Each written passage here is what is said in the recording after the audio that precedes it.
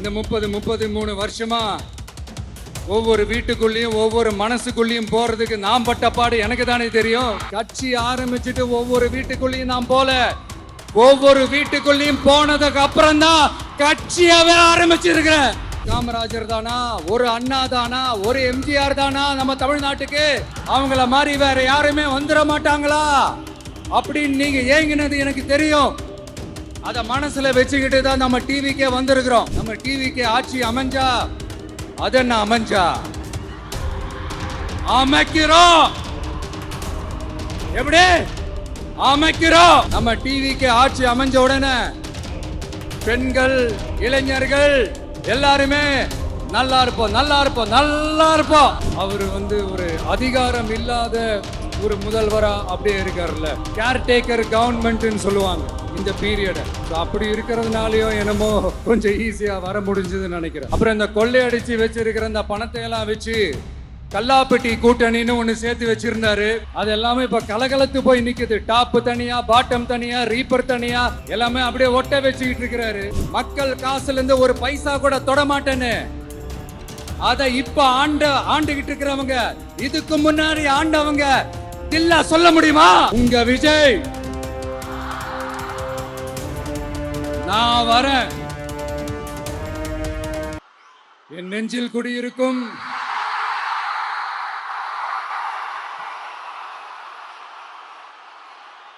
திருநெல்வேலி மக்கள் உங்கள் அனைவருக்கும் என்னுடைய வணக்கம்.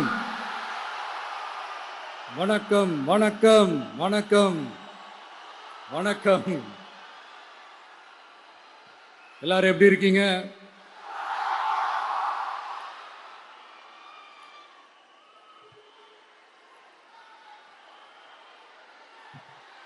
உங்க மகன்,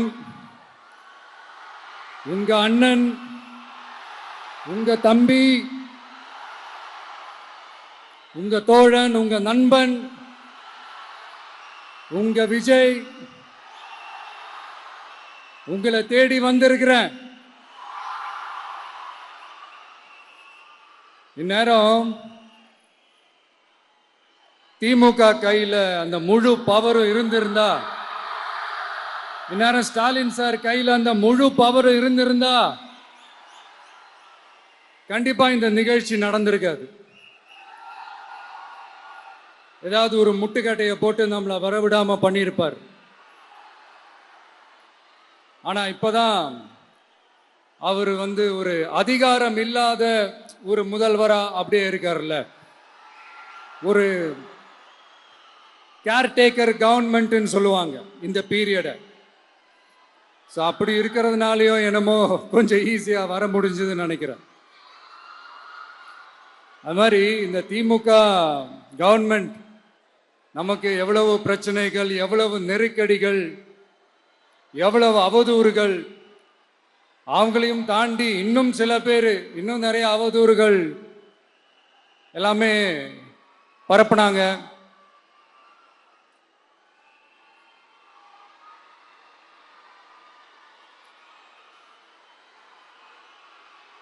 இந்த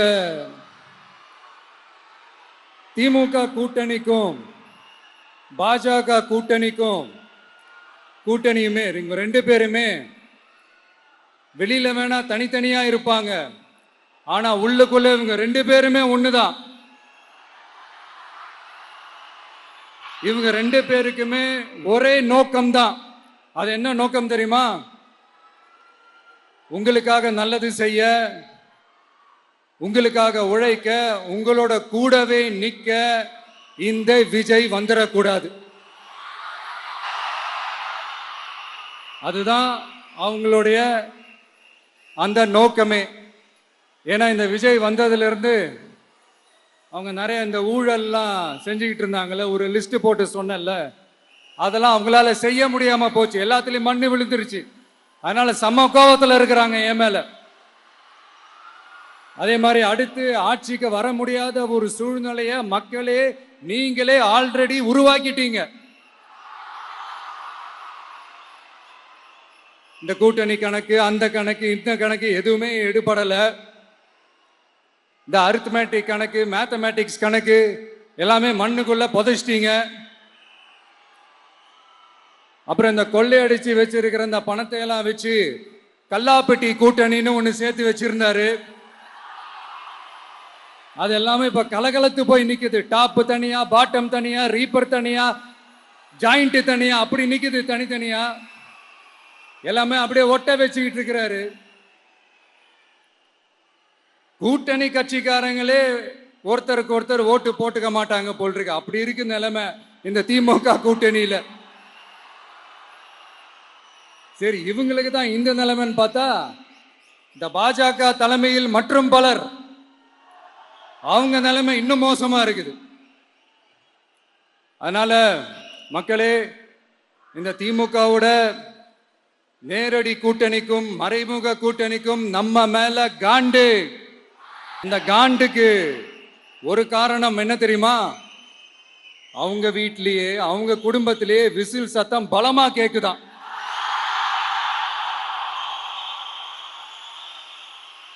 அடுத்த காண்டு அது இந்த சில பல கோடிகளை கொடுத்து நம்ம தமிழ்நாட்டு காங்கிரஸை பையில போட்டுக்கிட்டாங்க. யாரு? ஸ்டாலின் சார். ஆனா உண்மையான காங்கிரஸ் யாரு பக்கம் நிக்குது? நம்ம பக்கம் நிக்குது. சிறுபான்மை மக்களோட அந்த திமுக சாயம் வெளுத்து போச்சு. இந்த விஜய் என்னடானா மதச்சார்பற்ற கொள்கையோட உண்மையான ஒரு முகமா இருக்கிறானே. இந்த சிறுபான்மை மக்கள் வேற இந்த விஜய் பக்கம் தானே நிக்கிறாங்க அப்படின்ட்டு இந்த திமுகவுக்கும் பாஜகவுக்கும் என் மேல காண்டோ காண்டு. அதுக்காக நாம் என்ன செய்ய முடியும்? இந்த 33 வருஷமா ஒவ்வொரு வீட்டுக்குள்ளேயும் ஒவ்வொரு மனசுக்குள்ளேயும் போறதுக்கு நாம் பட்ட பாடு எனக்கு தானே தெரியும். அதனாலதான் நான் முன்னாடியே சொன்ன மாதிரி கட்சி ஆரம்பிச்சுட்டு ஒவ்வொரு வீட்டுக்குள்ளேயும் நான் போல, ஒவ்வொரு வீட்டுக்குள்ளேயும் போனதுக்கு அப்புறம் தான் கட்சியாவே ஆரம்பிச்சிருக்கேன்.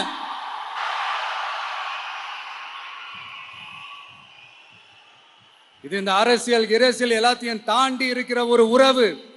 கட்சி கிட்சி எல்லாத்தையும் தாண்டி இருக்கிற ஒரு உறவு. இது ஒரு பூர்வ ஜென்ம பந்தம். இது சும்மா இந்த அரசியல் ஆதாயம் தேடுறவங்களுக்குலாம் இது என்னன்னே புரியாது. இது மற்றவங்களுக்கு வேணா எலெக்ஷன். ஆனா இந்த விஜய் கூட நிக்கிறவங்களுக்கும் இது ஒரு இமோஷன். நான் சந்தோஷப்பட்டா மக்கள் சந்தோஷப்படுறாங்க, மக்கள் சந்தோஷப்பட்டா நான் சந்தோஷப்படுறேன். எனக்கு ஒண்ணுனா மக்களுக்கும், மக்களுக்கு ஒண்ணுனா எனக்கும் கண்ணு கலங்கும். எவ்வளவு அவதூறுகள்! இந்த கரூர் விஷயத்தை பத்தி ஊருக்கே தெரியும். ஆனா போடு, விஜய் மேல பழிய போடு. என்னடா இவ்வளவு பெரிய ஒரு பழிய தூக்கி விஜய் மேல போட்டாலும் மக்கள் விஜய் கூடவே நிக்கிறாங்க. இது என்னடா அதிசயமா இருக்குது அப்படின்ட்டு அது ட்ரை பண்ணி பார்த்தாங்க. அது மக்கள் கிட்ட எடுபடல. சரி, அடுத்து வேற என்ன பண்ணலாம்? முடக்கு. ஜனநாயகனா முடக்கு. படத்தை முடக்குனா கொஞ்சம் பையன் கொஞ்சம் டிஸ்டர்ப் ஆயிடுவான். அதனால படத்தை முடக்கு. இது யாரு முடக்குனாங்கன்றது உங்களுக்கே தெரியும். அது நான் சொல்ல வேண்டிய அவசியம் உங்களுக்கு இல்லை. ஆனா இவனாடா இவன் படத்தை முடக்கினாலும் அவன் பாட்டுக்கு அதை கண்டுக்காம அவன் பாட்டுக்கு வேலையை பார்த்துட்டு போயிட்டே இருக்கான். அதுவும் எடுபடலை. சரி, அடுத்து வேற என்ன பண்ணலாம்? போடு, எஸ்ஓபின்னு ஒண்ணு போடு. விஜய்க்கு மட்டும் தனியா ரூல்ஸ், தனியா ரெகுலேஷன்ஸ், தனியா கண்டிஷன்ஸ். அவனுக்கு மட்டும் போடு. மற்ற கட்சிகள்லாம் விடு, விஜய்க்கு மட்டும் தனி கண்டிஷன்ஸ் போடு. அவன் வெளியவே வரக்கூடாது, மக்களை சந்திக்கவே கூடாது. என்னாச்சு? அதுவும் எடுபடல. சரி, அடுத்து வேற என்ன பண்ணலாம்? நம்மளை சுத்தி இருக்கிறவங்கள வச்சு, அதாவது இத்தனை வருஷமா வெயிட் பண்ணி இப்போ எலெக்ஷனுக்கு 30 நாளைக்கு முன்னாடி கரெக்டா அந்த டைம் பார்த்து ஒரு அவதூறு பரப்ப வேண்டியது. அது என்னன்னு உங்களுக்கே தெரியும். அதுவும் மக்கள் கிட்ட எடுபடல. அது மாதிரி எத்தனை சோதனைகள், எத்தனை வேதனைகள் நீங்க கொடுத்தாலும் இந்த திமுக நாளையோ இல்ல இந்த பாஜக நாளையோ இல்ல இந்த மற்ற பலர் நாளையோ இல்ல எந்த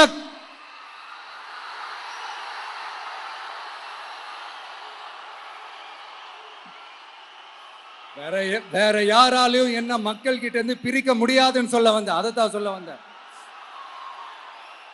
ஒவ்வொரு வீட்டில் இருக்கிற ஒவ்வொரு விஜயும் இருக்கிற வரைக்கும் என்ன மக்கள் கிட்ட இருந்து பிரிக்கவே முடியாது. இப்படி இந்த சொந்த பந்தம் இவ்வளவு ஸ்ட்ராங்கா இருக்கிறதுனாலதான் நான் முன்னாடியே சொன்னேன், 234 தொகுதியிலையும் இந்த விஜய் தான் வேட்பாளர் அப்படின்னு தான் அதை நான் செஞ்சிருக்கிறேன். ஏன்னா நம்மளுடைய வேட்பாளர்கள் யாரும் டாட்டாவோ பிர்லாவோ அம்பானியோ அதானியோ கிடையாது. நம்ம வீட்டில் இருக்கிறவர், நம்ம குடும்பத்தில் இருக்கிற ஒருத்தரை தான் நான் வேட்பாளராக செலக்ட் பண்ணியிருக்கிறேன். அப்படி செலக்ட் பண்ணி தான் உங்ககிட்ட நான் ஒப்படைச்சிருக்கிறேன். அதனால அந்த வேட்பாளர் வேற, இந்த விஜய் வேற அப்படின்னு நினைச்சிடாதீங்க. இந்த விஜய் தான் வேட்பாளர், அந்த வேட்பாளர் தான் விஜய்.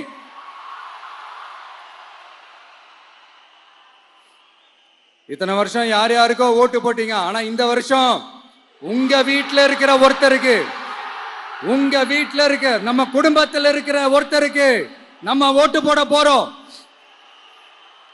அந்த வேட்பாளர்களுக்கு நீங்க ஓட்டு போடுறது நமக்கு நாமளே ஓட்டு போட்டுக்கிற மாதிரி. அந்த வேட்பாளர் ஜெயிச்சா நாம ஜெயிச்ச மாதிரி. இப்படிப்பட்ட ஒரு எமோஷனலான ஒரு எலெக்ஷனை தமிழ்நாடு இல்ல, இந்தியாவே பார்த்திருக்காது. இது நீங்க எவ்ரி 5 இயர்ஸ் வர ஒரு எலெக்ஷன் மாதிரி இதை நினைச்சிடாதீங்க. இது வேற, இது ஒரு அதிசய எலெக்ஷன். 50 வருஷத்துக்கு ஒரு வாட்டி நடக்கிற ஒரு எலெக்ஷன் மாதிரி. அதனால அந்த சான்ஸை மிஸ் பண்ணிடாதீங்க மக்களே. ஒரு காமராஜர் தானா, ஒரு அண்ணா தானா, ஒரு எம்ஜிஆர் தானா நம்ம தமிழ்நாட்டுக்கு? அவங்கள மாதிரி வேற யாருமே வந்துட மாட்டாங்களா அப்படின்னு நீங்க ஏங்கினது எனக்கு தெரியும். அதை மனசுல வச்சுக்கிட்டு தான் நம்ம டிவிக்கே வந்திருக்கிறோம். நம்ம டிவிக்கு யார் யார் மாதிரி எல்லாம் உழைக்கும்னு சொல்லவா? ஐயா முத்துராமலிங்க தேவர் மாதிரி, ஐயா வீரன் சுந்தரலிங்கம் மாதிரி, ஐயா வாபுசி மாதிரி, ஐயா அழகு முத்துக்கோன் மாதிரி, ஐயா கட்டபொம்மன் மாதிரி, ஐயா ஒண்டி வீரன் மாதிரி, ஐயா குரூஸ் பெர்னாண்டஸ் மாதிரி மாதிரி ஒட்டுமொத்த தமிழ்நாட்டு மண்ணுக்கும் உழைச்சுக்கிட்டே இருக்கும். இந்த எலெக்ஷன்ல நம்ம டிவிக்கு ஆட்சி அமைஞ்சா அது என்ன அமைஞ்சா அமைக்கிறோம். எப்படி அமைக்கிறோம்? நம்ம டிவிக்கு ஆட்சி அமைஞ்ச உடனே பெண்கள், இளைஞர்கள் எல்லாருமே நல்லா இருப்போம், நல்லா இருப்போம், நல்லா இருப்போம். விவசாயிகள், மீனவர்கள், உழைக்கிற மக்கள் எல்லாருமே நல்லா இருப்போம், நல்லா இருப்போம், நல்லா இருப்போம். இன்னும் பல வருஷத்துக்கு நம்மளுடைய குடும்பங்கள், நம்மளுடைய சந்ததிகள், நம்மளுடைய தலைமுறைகள் எல்லாருமே நல்லா இருப்போம், நல்லா இருப்போம், நல்லா இருப்போம். அதனாலதான் மீண்டும் மீண்டும் சொல்றேன், வேற யாருக்காவது ஓட்டு போட்டு உங்க ஓட்டை வேஸ்ட் பண்ணிடாதீங்க. அதனாலதான் பார்த்து பார்த்து உங்களுக்கான வாக்குறுதிகளை நாம அதை அறிவிச்சிட்டு இருக்கிறோம். சொல்லாதத, செய்ய முடியாததெல்லாம் சொல்லவே மாட்டோம். அதுல ரொம்ப உறுதியா இருக்கிறோம். சொல்லாததை செய்வோம், அது வேற விஷயம். ஆனா செய்யறத மட்டும்தான் சொல்லுவோம். யங்ஸ்டர்ஸ், விவசாயிகள், மீனவ, இந்த மாதிரி பல திட்டங்கள் இருக்கு, எல்லாத்தையுமே நிறைவேற்றுவோம். இந்த விஜய் அதை சாத்தியமாக்கி காட்டுவான். இதை நான் ஏன் இவ்வளவு ஸ்ட்ராங்கா சொல்றேன் அப்படின்னா, மக்கள் பணத்திலிருந்து ஒரு பைசா கூட தொட வேண்டிய அவசியமே எனக்கு இல்லை. உங்களுக்கு புரியுதுங்களா? உங்களுக்கு மக்களுக்கு தப்பே நடக்காது, தப்பே நடக்க விட மாட்டேன். இப்ப நான் சொன்னல, மக்கள் காசுல இருந்து ஒரு பைசா கூட தொட மாட்டேன்னு. அதை இப்ப ஆண்டுகிட்டு இருக்கிறவங்க, இதுக்கு முன்னாடி ஆண்டவங்க தில்லா சொல்ல முடியுமா? என்னை எதிர்த்துட்டு இருக்கிறவங்களால தில்லா, கட்ஸா, கெத்தா இத சொல்ல முடியுமா? நீங்க ஒழுங்கா ஆட்சி நடத்திருந்தா பெண்கள் பாதுகாப்பு ஏன் இவ்வளவு மோசமா இருக்குது? இளைஞர்களுக்கு ஏன் வேலை வாய்ப்பு இல்லாம போச்சு? போதைப் பொருள் கலாச்சாரம் ஏன் அதிகமா இருக்கு? சட்டம் ஒழுங்கு ஏன் சரியா இல்ல? வன்முறை ஏன் தலைவரிச்சு ஆறுது? இதுக்கு உங்களால பதில் சொல்ல முடியுமா ஸ்டாலின் சார்? பதில் சொல்ல தகுதி இருக்கான்னு தான் கேட்டிருக்கணும். ஆனா கொஞ்சம் நாகரிகம் கருதி அப்படி வேணான்னு பாக்குறேன். 2.5 வயசு குழந்தைய துள்ள துடிக்க உங்க திமுக நிர்வாகி ஒருத்தன் கொன்னான, அதுக்கு என்ன பதில் சொல்ல போறீங்க? விளாத்திக்குளம் பக்கத்துல +2 படிக்கிற ஒரு பொண்ணு டாய்லெட் வசதி சரியா இல்லாம ஒரு அவசரத்துக்கு காட்டு பக்கம் போய் ஒதுங்கினாங்களே, என்னாச்சு? இந்த உலகத்தை விட்டே போயிட்டாங்க. அதுக்கு என்ன பதில் சொல்ல போறீங்க? இந்த பிள்ளைங்களை உங்களால திருப்பி கொடுக்க முடியுமா சார்? 5 வருஷமா போலீஸ் டிபார்ட்மெண்ட் கையில வச்சுக்கிட்டு என்ன சார் பண்ணீங்க? பொம்மைகள் மாதிரி வச்சு விளையாடிட்டு இருந்தீங்களா? ஒரு மனசாட்சின்றது வேணாம். நாங்குநேரி பிரச்சனையை பத்தி பேசினா அது போதையில நடந்துச்சான், போதை பொருட்கள்னால அது நடந்துச்சான். பெரிய கண்டுபிடிப்பு எங்களுக்கு தெரியாது பாரு. அது எங்களுக்கும் தெரியும், உங்களுக்கும் தெரியும். கேள்வி அது இல்ல, அதை ஏன் தடுக்கலன்றதுதான் எங்களுடைய கேள்வி. இது மட்டுமா? மணலை திருடுறாங்க, மண்ணை திருடுறாங்க, மலைகளை முழுங்குறாங்க, சட்டவிரோதமா கல்குவாரி நடத்துறாங்க, மணல் மாஃபியா அது ஒரு பக்கம் நடந்துகிட்டு போகுது. இன்னொரு பக்கம் மினிஸ்டர்ஸ் கொள்ளையடிக்கிறாங்க, இன்னொரு பக்கம் குடும்பமா சேர்ந்து கொள்ளையடிக்கிறாங்க. டாஸ்மாக்ல ஊழல், நகராட்சி துறையில ஊழல், இப்படி ஊழல் ஊழல், ஆட்சி முழுக்க ஊழல் ஊழல்லே ஊறி போய் நாரி போய் கிடக்குது. எந்த மூஞ்ச வச்சுக்கிட்டு சார் வந்து ஓட்ட கேட்பீங்க? எலெக்ஷன் சும்மா உங்க பணத்தை எல்லாம் வச்சுக்கிட்டு ஒன்னும் கிழிக்க முடியாது. உங்க பணத்தை எல்லாம் வச்சு மக்கள் எல்லாம் விலைக்கு வாங்கவே முடியாது. இது ஒரு மாற்றத்திற்கான ஒரு எலெக்ஷன். ஒட்டுமொத்த தமிழ்நாட்டு மக்களும் அந்த மாற்றத்தை கொண்டு வர போற அந்த எலெக்ஷன். இது உங்களாலேயோ இல்ல அந்த மற்றும் பலர்னாலேயோ ஒன்னும் தடுக்க முடியாது. அதனால மக்களே, ஏப்ரல் 23 காலையில சும்மா பக்காவா ரெடி ஆயிட்டு வீட்டுல இருக்கிற சாமியெல்லாம் கும்பிட்டுட்டு உங்க ஓட்டர் ஐடி கார்டு கையில் எடுத்துக்கிட்டு முதல்ல பூத்துல போய் நின்னு அந்த விசில் சின்னத்துக்கு நேரா இருக்கிற அந்த பட்டனை ஒரு அழுத்துங்க. இது ஒரு தலைமுறைக்கான ஒரு தேர்தல், உங்களுக்கான தேர்தல். எப்பேற்பட்ட வசதியான வாழ்க்கையா இருந்தாலும் எல்லாத்தையும் தூக்கி எறிஞ்சிட்டு உங்களுக்காக மட்டுமே வந்திருக்கிறேன். உங்களுக்காக நன்றி கடன் செலுத்துறதுக்காக மட்டுமே வந்திருக்கிறேன். அத்தனை வழிகளையும் தாங்கிக்கிட்டு உங்களுக்காக மட்டுமே வந்திருக்கிறேன். ஒரு நாளும் பொய் சொல்லி உங்களை நான் ஏமாத்தவே மாட்டேன். இந்த 4 முனை போட்டி, 40 முனை போட்டி, எத்தனை முனை போட்டின்னு எத்தனை உருட்டினாலும் இங்க 2 முனை போட்டி மட்டும்தான். ஒன்னு இன்னொன்னு ஒன்னு டிவிகே, இன்னொன்னு டிஎம்கே. மக்கள் விரோத ஆட்சி நடத்துற ஸ்டாலின் சார் வேணுமா? மக்களை நேசிக்கிற உங்க விஜய் வேணுமா? அவ்வளவுதான் இந்த எலெக்ஷன். அதனால உங்க மகனுக்கு, உங்க அண்ணனுக்கு, உங்க தம்பிக்கு, உங்க பிள்ளைக்கு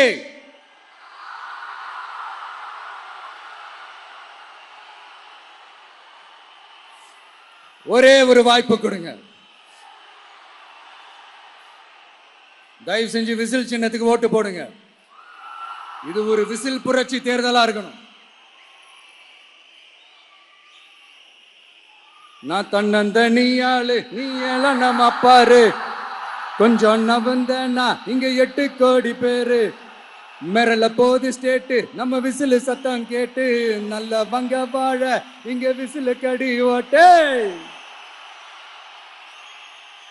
கடைசி நம்பிக்கை மக்களை தேடி வருது, அதை இறுக்கி புடிச்சு ஒரு வரலாறு எழுது.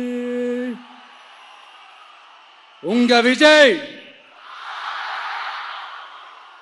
நான் வரேன். விசில் அடிக்க ரெடியா? கான்பிடண்டா இருங்க, நல்லதே நடக்கும். வெற்றி நிச்சயம். மீண்டும் சந்திக்கும் வரை நன்றி, வணக்கம்.